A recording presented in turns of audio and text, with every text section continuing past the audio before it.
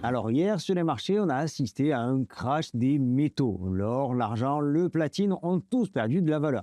Et aujourd'hui, on a une hausse modérée, on va dire une petite hausse du marché des cryptos. Et certains déduisent déjà que ça y est, on est en pleine rotation des capitaux. L'argent va sortir des métaux, va finir sur la crypto et on va tous devenir riches. Alors historiquement, c'est vrai que ça peut leur donner raison. Ça a été le cas par exemple en 2020. L'or a baissé et ensuite Bitcoin a grimpé. Mais il ne faut pas se fier à un seul élément.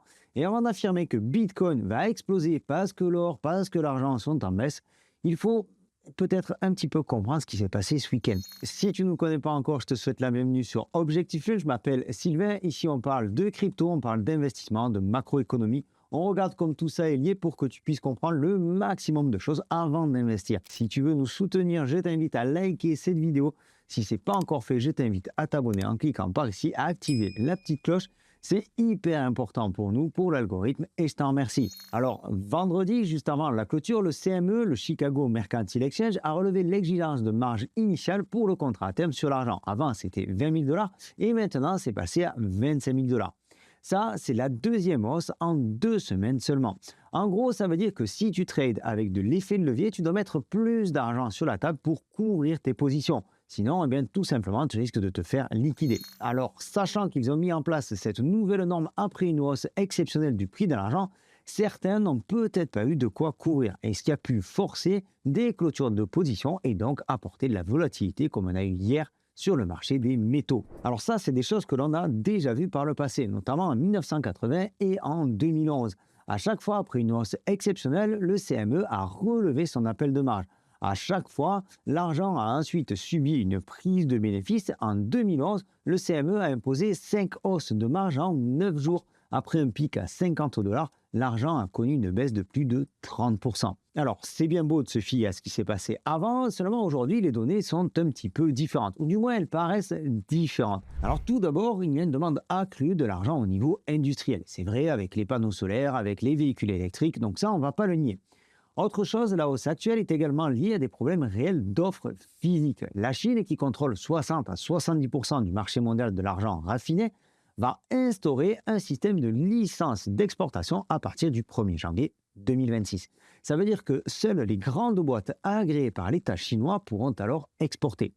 Résultat, c'est moins d'argent qui sort du pays et donc des stocks mondiaux qui vont quelque part s'effriter. Ce qui ici est une bonne nouvelle pour le prix de l'argent. Et donc là, tu vois, c'est pas forcément gagné. C'est pas parce qu'on a commencé à baisser que derrière, ça va continuer et que tout va se retrouver sur Bitcoin. Et puis au passage, ce dont je viens de te parler ici à demi-mot, rejoint un peu le mal récurrent sur les marchés ces dernières années. Le fossé qui s'agrandit de plus en plus entre les marchés papier et les marchés physiques. C'est un petit peu comme sur Bitcoin avec l'offre des contrats à terme, avec l'offre des futurs qui apporte une augmentation de la volatilité sans de réelle contrepartie physique derrière. Alors oui, Bitcoin n'est pas physique, mais je pense que tu comprends ce que je veux dire. Avec des contrats, eh bien d'ailleurs, on n'achète pas réellement du Bitcoin en quantité égale. Et c'est un petit peu ce qui s'est passé dernièrement avec l'explosion des prix des métaux. La demande d'exécution des contrats a explosé, la demande de livraison de l'autre côté réelle a explosé aussi. Et à un moment, il y a forcément un décalage qui se crée. Alors maintenant, on va se pencher un petit peu sur le graphique de l'or face au Bitcoin. Ici, je me suis mis à une unité de temps hebdomadaire. Donc ça veut dire que chaque bougie représente une semaine de cotation. On a un RSI qui est ici rentré en surachat sur l'or, donc ce qui devrait favoriser un retournement de l'or et donc une hausse du Bitcoin. On voit ici qu'on est venu taper sur une zone de résistance assez importante, une zone de résistance qui a été testée plusieurs fois et qui correspond également à une ancienne zone où on a eu pas mal d'échanges à ce niveau-là. Alors certes, on pourrait grimper encore un petit peu plus, mais je pense qu'ici, on devrait être repoussé et repartir quelque peu à la baisse, du moins sur le court terme. Alors court terme sur de l'hebdomadaire, ça veut forcément dire plusieurs semaines. Donc malgré l'histoire de la Chine sur l'argent, malgré l'histoire des exportations d'argent par la Chine, on peut dire qu'on est globalement positif sur la possibilité d'avoir une rotation des capitaux depuis les métaux vers d'autres actifs risqués, et notamment le Bitcoin. Sauf que le crash des métaux qu'on a eu en début de semaine, hier, reste absolument exceptionnel. Du jamais vu, 14% de baisse en quelques minutes en pleine nuit. Et forcément, ça a éveillé les soupçons. De prime abord, un tel mouvement ne peut se produire qu'avec un ordre de vente particulièrement important. En général, les traders passent les plus gros ordres dans la journée, quand il y a beaucoup de liquidités, et ceci afin de ne pas trop faire bouger les cours pour vendre ou acheter au meilleur prix. Sauf si jamais ils n'ont pas le choix et qu'ils sont obligés de passer cet ordre. Une banque de notoriété mondiale, mais encore inconnue à ce jour, aurait parié sur l'argent en utilisant un tel effet de levier et un tel montant qu'elle n'aurait pas pu couvrir sa position. Elle aurait donc été liquidée. On parle ici de 2,8 milliards de dollars, un montant astronomique que la dite banque ne pourrait pas couvrir avec ses fonds propres. Alors ça paraît fou, mais ce ne serait pas la première fois qu'une telle mécanique se met en place. Aujourd'hui, cette histoire-là n'est qu'une rumeur, mais une rumeur suffisamment répandue, suffisamment crédible et suffisamment importante pour avoir eu un impact sur le marché. De toute façon, les banques, aussi débiles que ça puisse paraître, peuvent légalement jouer avec des montants qu'elles ne peuvent pas couvrir. Donc tout ça reste, comme je te le disais, parfaitement crédible. D'autant plus qu'il apparaît que quelques minutes plus tard, la Fed a injecté 16 milliards de dollars en urgence. Alors pour la petite histoire et pour ceux qui veulent vraiment chercher très loin, la chambre de compensation qui est censée couvrir donc ces positions-là, si elle ne peut pas payer, elle est tenue pour responsable. Et derrière, on est vers un crash systémique du marché. Donc c'est pour ça que la Fed aurait soi-disant couvert la position de la chambre de compensation, en attendant que l'histoire se calme. Personnellement, j'y crois moyen à cette histoire. Mais comme je te le disais, cette rumeur a eu un certain impact sur le marché. Et pour en rajouter une couche, bien entendu que tout ça s'est passé pendant les fêtes, une période où il y a déjà très peu de monde sur les marchés. Donc certains parlent de coïncidence, d'autres parlent de manipulation, d'autres anticipent un éventuel crash à venir.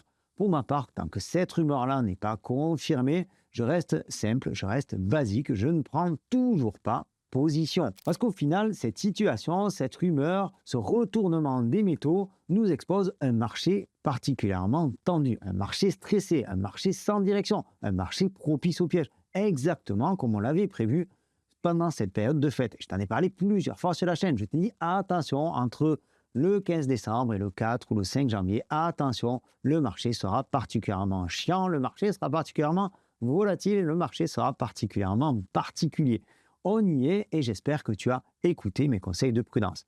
Alors maintenant qu'on a ces éléments, la pression de la Chine, la modification de marge au CME, la possible faillite d'une grande banque, on peut expliquer quelque part la baisse des métaux. Et ces news-là ne sont pas non plus hyper encourageantes pour Bitcoin, il faut se l'avouer. Alors oui, sur certaines conditions, Bitcoin pourrait bénéficier d'une rotation de l'argent depuis les métaux, depuis n'importe quel autre actif d'ailleurs, et c'est logique, les investisseurs rééquilibrent toujours leur portefeuille. Ils passent d'un asset risqué vers un asset moins risqué, puis d'un asset moins risqué vers un asset plus risqué. Bref, tout ça ne sont finalement que des flux financiers. Alors cependant, ce que nous révèle ce graphique, c'est que la rotation depuis l'or vers Bitcoin n'est pas si évidente que ça. Un signal positif apparaît lorsque le Bitcoin se négocie au-dessus de sa moyenne mobile à 180 jours, tandis que l'or se négocie en dessous de la sienne. En théorie, cette configuration suggère un basculement de la force relative en faveur du Bitcoin, donc un transfert des capitaux de l'or vers le Bitcoin. En inverse, un signal négatif est déclenché lorsque le Bitcoin et l'or se négocient tous deux en dessous de leur moyenne mobile respective à 180 jours, ce qui indique un contexte général d'aversion au risque plutôt qu'une rotation. Alors comme le montre le graphique, au final, ces signaux ne produisent pas de résultats cohérents ni parfaitement fiables. À plusieurs reprises, les périodes de rotation supposées n'ont pas permis d'obtenir une hausse durable du Bitcoin. À d'autres moments, le Bitcoin a progressé indépendamment de la tendance de l'or. Il n'existe d'ailleurs aucune donnée blockchain et de marché permettant de prouver de manière concluante que les capitaux quittant l'or sont les mêmes que ceux entrant dans le Bitcoin. Mais comme toujours, le marché des cryptos étant encore relativement jeune et relativement petit, si les investisseurs le croient, alors ils influent quelque part aussi le cours. D'où la possibilité d'une hausse, du moins modérée, si jamais on vient à avoir le marché des métaux qui se retourne. Alors pour ma part, tant qu'on ne sera pas sorti de cette période de fête si particulière, tant qu'on n'aura pas de nouvelles informations autour de cette rumeur, même si, je te l'accorde, pour moi, elle n'a que peu d'importance, mais le marché nous a bien montré qu'elle avait tout de même eu de l'impact. Dans tous les cas, je resterai très prudent. Si rotation, il finit par y avoir, parce que tu l'as vu, c'est pas gagné, ça ne va pas se faire de toute façon en 24 heures, voire même ça ne se fera pas en quelques jours. Donc, on a le temps d'attendre de nouveaux signaux, d'attendre certaines confirmations. Ce n'est pas parce que l'or a chuté hier de quelques pourcents et qu'aujourd'hui Bitcoin prend 1% que ça y est, c'est reparti to the moon. On se retrouve de nouveau en bull run. Je te le rappelle, la structure aujourd'hui du Bitcoin n'est franchement pas folichonne. Et puis alors attention, parce que ce soir, on a le compte rendu du FOMC, la dernière réunion de la Fed, pour confirmer ou pas, l'orientation politique de la Banque centrale des États-Unis et donc un possible retour d'une volatilité passagère au moment de l'annonce. C'était Sylvain, j'espère que cette vidéo t'aura apporté des éléments de réponse et j'espère qu'elle t'aura apporté de nouvelles connaissances. En tout cas, moi j'ai pris beaucoup de plaisir à l'écrire et à la réaliser. Si tu veux me soutenir, n'hésite pas à liker la vidéo, abonne-toi, c'est hyper important pour nous, active la petite cloche, dis-moi en commentaire ce que tu penses de tout ça, je te souhaite une excellente continuation, je te donne rendez-vous dans une prochaine vidéo, d'ici là, prends soin de toi et tes cryptos, ciao!